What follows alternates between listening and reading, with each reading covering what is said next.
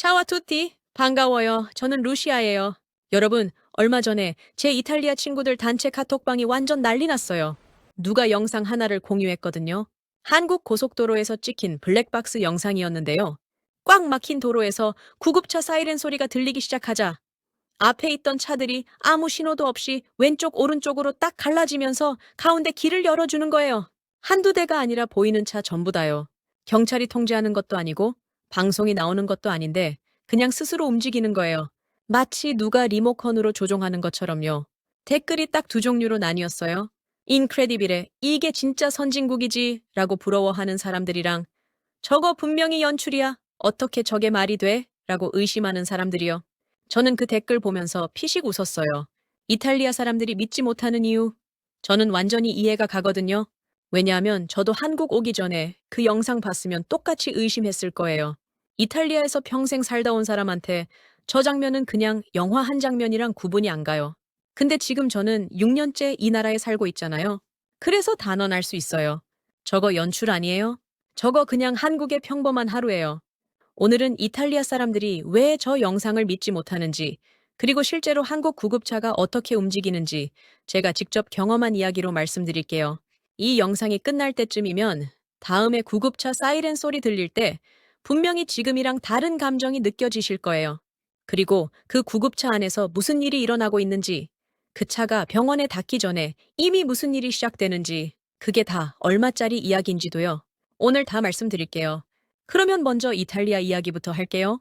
여러분, 이탈리아 사람들이 한국 구급차 영상을 보고 연출이라고 의심하는 데는 이유가 있어요. 이탈리아에서 구급차는요, 솔직히 말하면 부르고 나서 오기를 기도하는 존재거든요. 제 친구 마르티나가 몇 년 전에 로마에서 계단에서 굴러서 발목을 크게 다쳤어요. 119에 해당하는 번호 눌렀죠. 그리고 기다렸어요. 10분, 20분, 30분. 마르티나는 계단 아래에 그대로 앉아서 인스타그램을 했어요. 왜냐하면 어차피 당장 오지 않는다는 걸 본능적으로 알고 있으니까요. 결국 구급차는 40분 만에 왔어요. 이탈리아 기준으로는 그게 빠른 편이에요. 진짜예요. 근데 여러분, 거기서 끝이 아니에요. 구급차가 왔는데 마르티나가 제일 먼저 한 말이 뭔지 아세요? 나 지금 어느 병원으로 가는 거야? 왜냐하면 이탈리아에서는 어느 응급실로 이송되느냐에 따라 그날 하루가 완전히 달라지거든요. 운이 좋으면 그나마 괜찮은 공립병원으로 가고, 운이 나쁘면 응급실 복도에 간이 침대 놓고 거기서 4시간을 기다려요. 아픈 몸으로요. 발목이 부어오르는 상태에서요. 이게 이탈리아 응급실의 현실이에요. 저도 이탈리아 있을 때 한번 응급실 간 적 있는데 접수하고 나서 의사 얼굴 본 게 5시간 후였어요. 그 5시간 동안 저는 플라스틱 의자에 앉아서 이탈리아 공립병원 천장 타일 개수를 셌어요. 몇 개인지는 지금도 기억해요. 셀 게 그것밖에 없었으니까요. 옆에 있던 할아버지는 저보다 1시간 먼저 오셨는데 제가 나올 때도 아직 거기 앉아 계셨어요. 저희 눈이 마주쳤는데 두 분 다 아무 말도 안 했어요. 할 말이 없었어요. 그냥 같이 앉아서 기다리는 사람들이었으니까요. 그리고 비용이에요. 이탈리아는 공공의료 시스템이라 기본적으로 무료라고 알고 계신 분들 많으실 텐데요. 원칙상으로는 그래요. 근데 현실은 달라요. 공립응급실 대기가 너무 기니까 사람들이 결국 사립병원을 가게 되는 경우가 많거든요. 사립은 빨리 봐줘요. 근데 맘마미아, 기본이 몇백 유로예요. 거기에 구급차 이송비가 별도로 붙는 경우도 있어요. 이탈리아 사람들이 구급차 부르는 거 진짜 망설이는 이유가 있는 거예요. 저는 이탈리아 살 때 응급 상황이 생기면 머릿속에 자동으로 계산기가 돌아갔어요. 공립 가면 오래 기다리고 사립 가면 돈 나오고 그 선택을 아픈 채로 해야 해요. 저는 이게 당연한 줄 알았어요. 그냥 그게 삶이었으니까요. 이탈리아에서 태어나서 이탈리아 시스템만 보고 자랐으니까 이게 이상하다는 생각조차 못했어요. 그리고 미국 얘기도 해야 해요. 여러분, 그 카톡방 영상 밑에 미국인 댓글이 있었거든요. 자기는 작년에 구급차 한 번 탔다가 3,000달러 넘는 청구서를 받았다고요. 우리 돈으로 400만 원이 넘는 거잖아요. 구급차 한 번에요. 그러면서 한국은 구급차 비용이 얼마냐고 물어보는 거예요. 답변을 보고 그 미국인이 뭐라고 했는지 아세요? This can't be real. 이게 진짜일 리가 없다고요. 저는 그 댓글 보면서 복잡한 기분이 들었어요. 웃기기도 하고 좀 슬프기도 하고, 그 사람한테 구급차는 생명을 구하러 오는 게 아니라 정부서를 들고 오는 거거든요. 그 공포가 몸에 배어 있는 사람한테 구급차가 공짜라는 얘기는 진짜 믿기 힘든 얘기예요. 미국에서는 실제로 구급차 부르기를 망설이다가 골든타임을 놓치는 경우가 생긴다고 하거든요. 생명이 위태로운 순간에 돈 계산을 해야 하는 거예요. 그러니까 여러분, 이탈리아 사람들이 그 영상 보고 저거 연출이야 라고 하는 거 사실 그 사람들 잘못이 아니에요. 자기가 평생 경험한 세계가 기준이 되는 거잖아요. 마르티나한테 40분은 빠른 거고 저한테 5시간 대기는 그냥 응급실이었으니까요. 그 기준으로 한국 영상을 보면 저게 말이 안 되는 거예요. 근데 그 영상 말이 돼요. 그리고 실제로는 그 영상보다 더해요. 여러분, 제가 한국 와서 처음으로 구급차를 경험한 날 이야기를 할게요. 한국에 온 지 2달쯤 됐을 때였어요. 제 한국 친구 지은이가 갑자기 복통이 심해졌어요. 저도 그날 친구 집에 있었거든요. 지은이가 너무 아파서 119를 불렀어요. 저는 그때 솔직히 이탈리아 모드로 생각했어요. 아, 이제 한 20분쯤 기다려야 하나. 짐 챙기면서 기다릴 준비를 하고 있었거든요. 마음속으로 이미 시뮬레이션을 하고 있었어요.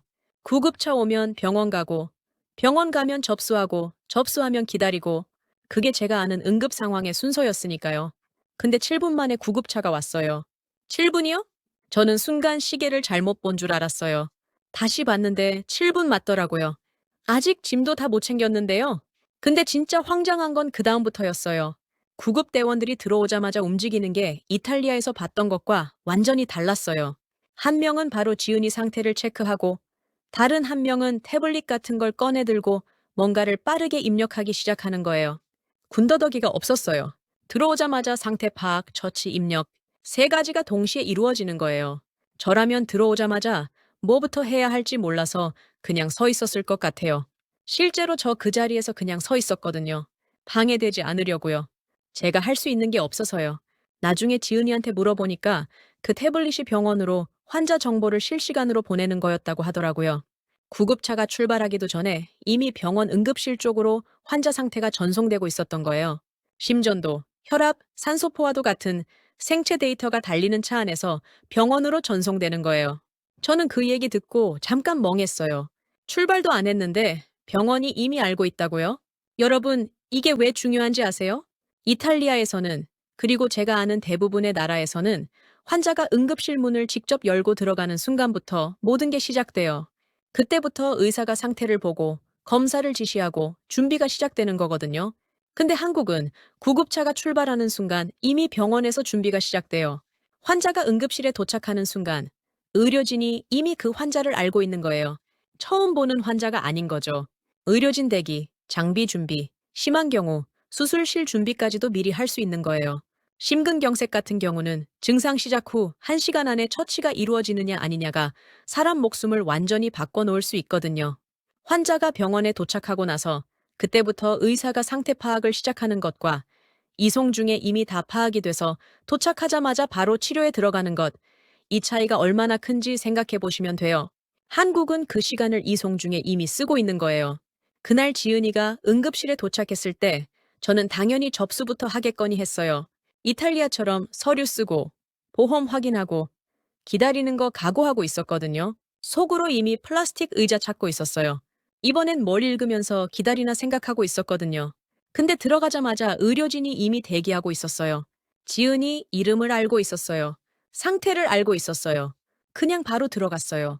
저는 그 순간 그대로 입구에 멈춰 서 있었어요. 들어가야 하는데 발이 안 떨어졌어요. 이탈리아 친구한테 전화하고 싶었어요. 야, 방금 응급실 들어가는데 0분 걸렸어. 기다리는 줄이 없어. 의사가 벌써 알고 있어. 이 말을 당장 누군가한테 해야 할 것 같았거든요. 저는 그 순간 이상한 감정이 들었어요. 안도감인데 눈물이 나오려고 하는 건지 이해가 안 됐어요. 지금 생각하면 알아요. 이탈리아에서 친구 아버지 쓰러지셨을 때 기다리면서 느꼈던 그 무력감이랑 플라스틱 의자에 앉아서 천장 타일 세던 그 5시간이랑 지금 이 순간이 너무 달랐던 거예요. 할 수 있는 게 없어서 그냥 서 있던 그 감각이랑 완전히 반대되는 순간이었던 거예요. 이탈리아 친구들한테 이 얘기 했더니 그 친구들 반응이 딱 카톡방 댓글이랑 똑같았어요. 루시아, 그거 네가 운이 좋았던 거 아니야? 그날 병원이 한가했던 거 아니야? 아니에요. 한국에서 6년 살면서 저는 이 장면을 수도 없이 봤어요. 특별한 날이 아니에요. 그냥 매일이에요. 그리고 여러분, 도로 얘기도 해야 해요. 지은이 응급 상황 때 구급차 타고 같이 갔잖아요. 그날 저녁 시간대라 도로가 꽤 막혀 있었거든요. 저는 솔직히 속으로 걱정했어요. 이탈리아에서 구급차가 사이렌 울려도 차들이 제각각 움직이면서 오히려 길이 막혀버리는 걸 본 적이 있거든요. 어떤 차는 오른쪽으로 붙고, 어떤 차는 그냥 멈춰서고, 어떤 차는 반대로 움직이고, 통일이 안 돼요. 구급차 기사가 창문 열고 손짓까지 하는 거 봤어요. 제발 비켜달라고요. 그 장면이 머릿속에 있으니까 걱정이 됐어요. 근데 사이렌이 울리기 시작하자마자 앞에 있던 차들이 그냥 자연스럽게 양쪽으로 갈라지는 거예요. 빠르고 깔끔하게요. 마치 누군가 리모컨으로 조종하는 것처럼요. 제가 옆에서 보고 있는데 구급대원 표정이 어떤지 아세요? 걱정하는 표정이 전혀 없었어요. 당연히 열릴 거라는 걸 아는 것처럼요. 그 여유로운 표정이 이탈리아에서 창문 열고 손짓하던 그 장면이랑 너무 대비가 됐거든요. 저는 그 순간 창 너머로 양쪽에 늘어선 차들을 바라봤어요. 그 차들 한 대 한 대 안에 다 사람이 있잖아요. 퇴근하고 싶은 사람, 약속 있는 사람, 피곤한 사람들이요. 근데 그 사람들이 아무 말 없이 핸들을 꺾어준 거예요. 아무도 안 시켰는데요. 저는 그때 목이 좀 메었어요. 이게 뭔지 설명이 안 됐어요. 그냥 차들이 비켜준 건데 왜 이렇게 뭉클한 건지. 지금은 알아요. 그 차 한 대 한 대가 누군가의 골든타임을 지켜준 거예요. 핸들 한 번 꺾는 게 그냥 교통법규 지키는 게 아니에요. 그 안에 있는 누군가의 목숨이랑 연결되어 있는 거예요. 이탈리아 친구 마르코가 그 영상 보고 저거 군대에서 훈련 받은 거 아니야? 면허 딸 때 특수교육 같은 거 받는 거야? 라고 했는데 저는 그 말이 오래 머릿속에 남았어요. 훈련이 아니라 문화라는 게 사실 훈련보다 더 대단한 거거든요. 훈련은 누가 시켜서 하는 거잖아요. 문화는 아무도 안 시켜도 그냥 하는 거예요. 한국 사람들이 구급차 오면 양쪽으로 비켜주는 거 아무도 안 봐도 그냥 하는 거잖아요. 그 문화가 몇십 년 동안 쌓여온 거고요. 자, 여러분, 이제 비용 얘기를 제대로 해드릴게요. 한국에서 119 출동하고 구급차 이송하는 데 드는 비용이 얼만지 아세요? 전액 무료예요? 내국인이든 외국인이든 상관없이요. 처음 들었을 때 저 진짜 황당했어요. 무료라고요? 산악구조대가 출동해도요? 네, 무료예요. 이탈리아에서는 구급차 부르고 나서 이송비 청구서 받는 경우도 있는데 한국은 그 개념 자체가 없는 거예요. 그리고 응급실 비용도요. 여러분, 한국 응급실은 건강보험이 적용돼요. 외국인도 건강보험에 가입했으면 내국인이랑 동일하게 적용되고요. 저도 해당되거든요. 지은이 응급실 다녀온 영수증 제가 옆에서 봤는데 처음에 숫자를 잘못 읽은 줄 알았어요. 이게 뒤에 0이 몇 개 빠진 거 아닌가 싶어서 두 번 봤거든요. 이탈리아에서 사립 응급실 갔다가 몇백 유로 나온 거 생각하면 그냥 멍해지는 거예요. 미국은요? 응급실 가면 보험 있어도 기본 몇백 달러, 없으면 몇천 달러 청구서가 날아오는 게 일상이에요. 간단한 봉합처치 하나에 1,000달러 넘게 나왔다는 얘기도 흔하거든요. 우리 돈으로 130만 원이 넘는 거잖아요. 봉합 하나예요. 그러니까 그 SNS 댓글에서 I literally cried reading this 썼던 미국인, 그 사람이 왜 울었는지 이제 이해되시죠? 그 사람한테 한국 응급실 비용은 그냥 저렴한 게 아니에요. 다른 세계 얘기인 거예요. 근데 여러분, 저는 여기서 진짜 중요한 이야기를 하고 싶어요. 이탈리아 SNS 댓글에서 연출이라고 했던 사람들, 그리고 부러워했던 사람들, 두 그룹 다 사실 같은 걸 느낀 거예요. 이게 우리나라에서는 불가능하다는 걸요. 부러운 사람들은 솔직하게 부럽다고 한 거고, 의심하는 사람들은 불가능하다는 걸 인정하기 싫어서 연출이라고 한 거예요. 저는 이탈리아 사람이니까 그 심리 완전히 이해가 가요. 근데 여러분, 왜 한국에서는 이게 가능한 걸까요? 저는 6년 동안 이 나라에 살면서 한 가지를 느꼈어요. 한국 사람들은 공공의 약속을 진짜로 내면화하고 있어요. 고속도로에서 구급차 사이렌 들리면 비켜야 한다는 걸 머리로만 아는 게 아니라 몸이 먼저 반응하는 거예요. 그리고 그게 수백 명이 동시에 일어나니까 5분 만에 완벽한 통로가 만들어지는 거죠. 이건 시스템만으로는 안 돼요. 시스템이 아무리 좋아도 사람이 안 움직이면 소용없거든요. 이탈리아에서 저는 구급차가 사이렌 울려도 아무도 안 비켜줘서 기사가 창문 열고 소리를 지르는 걸 봤어요. 다들 나는 아니겠지 하면서요. 근데 한국에서는 나부터 움직이는 거예요. 그 차이가 저 영상 속 장면을 만드는 거예요. 그 중에 한 댓글이 진짜 오래 기억에 남아요. 어떤 이탈리아 사람이 이렇게 썼어요. 저 영상이 가짜였으면 좋겠다. 진짜면 너무 부러우니까. 저 그 댓글 보고 한참 멍하니 있었어요. 그 한 줄이 너무 정확하게 표현하고 있거든요. 믿고 싶지 않은 게 아니라 믿으면 너무 속상하니까 믿지 않으려는 거예요. 근데 여러분, 한국 사람들은 그 영상 보고 뭘 느끼셨을까요? 혹시 그냥 아, 맞아. 당연한 거 아니야? 하고 넘기신 거 아닌가요? 그 당연함이 당연하지 않은 나라가 이 세상에 훨씬 더 많아요. 저는 그걸 몸으로 알고 있어요. 저 한국 처음 왔을 때 이 나라가 이 정도인 줄 몰랐어요. 이탈리아에서 혼자 두오링고 켜놓고 한국어 공부한다고 하면 주변 친구들이 왜 한국어를 배우냐고 했거든요. 그때 저는 설명을 잘 못했어요. 그냥 좋아서요. 라고만 했는데 솔직히 저도 그때는 이유가 뭔지 몰랐어요. 드라마가 좋아서? 케이팝이 좋아서? 맞아요. 근데 6년 살고 나서야 알았어요. 제가 끌린 게 콘텐츠가 아니었어요. 이 나라 사람들이었어요. 구급차 사이렌 들리면 말없이 핸들 꺾는 사람들, 응급실의 환자 이름을 이미 알고 대기하고 있는 의료진들, 달리는 차 안에서 병원이랑 실시간으로 연결되는 시스템을 당연하게 쓰는 나라. 지금 그 친구들한테 오늘 이야기해주고 싶어요. 야, 이게 내가 한국 온 이유야. 구급차 7분 만에 오고, 달리는 차 안에서 이미 병원이랑 연결되고, 고속도로가 바다처럼 갈라지고, 이송비가 전액 무료인 나라야. 어때? 물론 그 친구들은 아직도 연출이라고 할 것 같긴 하지만요. 저는 한국이 진짜 자랑스러워요.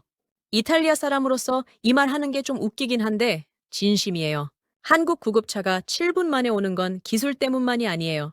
고속도로에서 말없이 핸들을 꺾어주는 사람들이 있으니까 가능한 거예요. 그리고 그 사람들이 바로 지금 이 영상 보고 계신 여러분이잖아요. 다음에 길에서 구급차 소리 들리면요. 그냥 옆으로 비켜주는 그 행동 있잖아요. 그게 그냥 교통법규 지키는 게 아니에요. 그 순간 차 안에 있는 누군가의 골든타임을 지켜주는 거예요. 이탈리아 사람들이 연출이라고 부르는 그 장면을 여러분은 매일 아무렇지 않게 만들고 있는 거예요. 그리고 그 길을 당연하게 만들어주는 여러분이 솔직히 좀 멋있어요. 제 이탈리아 친구들한테는 절대 말 못하지만요. 괜히 자랑하는 것 같아서요. 오늘 영상 재밌게 보셨으면 좋아요랑 구독 한 번씩만 눌러주세요. 여러분 덕분에 저 계속 이런 이야기 할 수 있거든요. 에프레스토 또 만나요.